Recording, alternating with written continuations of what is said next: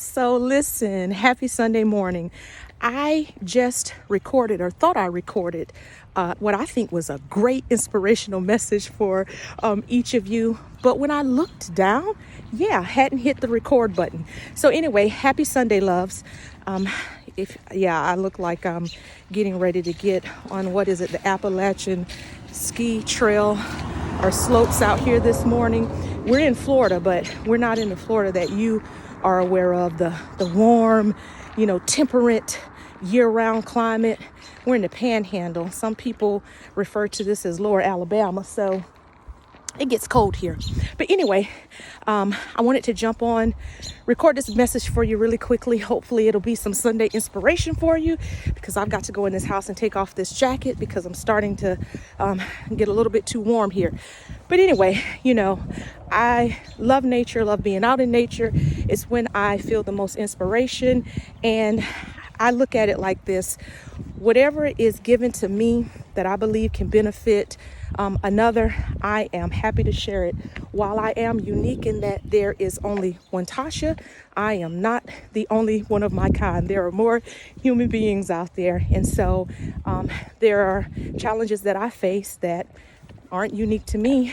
Everyone experiences difficulties and obstacles. And so my goal is to take what I get and what I learn and what benefits me and give you the good parts, and hopefully it'll benefit you.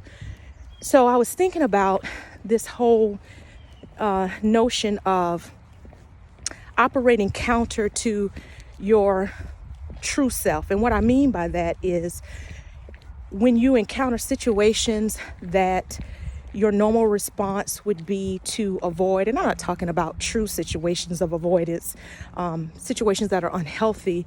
I'm talking about the situations where over time you've built up this fear and this reluctance and this resistance, and it's holding you back really from living life fully in its true expression and how it is to be lived.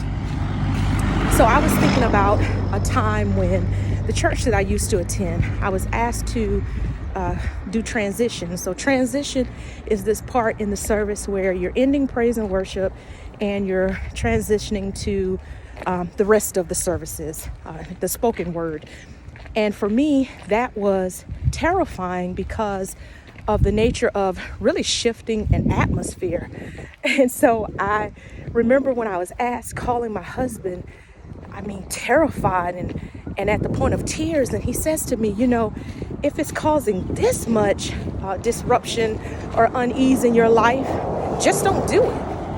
And I told him, I said, no, I have to do it, because I recognized that there were some things that I wanted to obtain that necessitated that I confront that situation head on. I couldn't tuck tail and run, although that's what I wanted to do. I don't like the spotlight, That's not what that's not one of my goals. But I recognize that destiny has laid out a path for me. And if I want to fully live in that realization, then I had to, at that moment, face that head on. So I did it. I did it afraid, but I did it empowered, recognizing that I could. And so each and every time that I was called upon to do that, the fear was less and less until eventually it subsided. So the point from this today is, flip the narrative, flip the script. Those things that are behaviors that you've been allowing to continue or that you've been continuing in that really are preventing you from moving forward fully in the things that you would like to accomplish, and really just in how you would like to live your life. It doesn't have to be some huge lofty goal.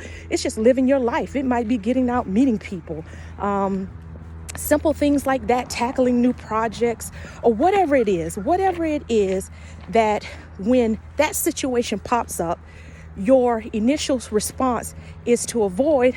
I'm telling you, confront it. Do the opposite of what you would normally do. And I promise you, you'll begin to see subtle changes. And then when you look back 3 months, 4 months, 6 months, a year from now, you'll realize that you're a completely different person in a completely different space and time. So be blessed this day. Have a great Sunday. And I'm getting ready to go shed some of these layers.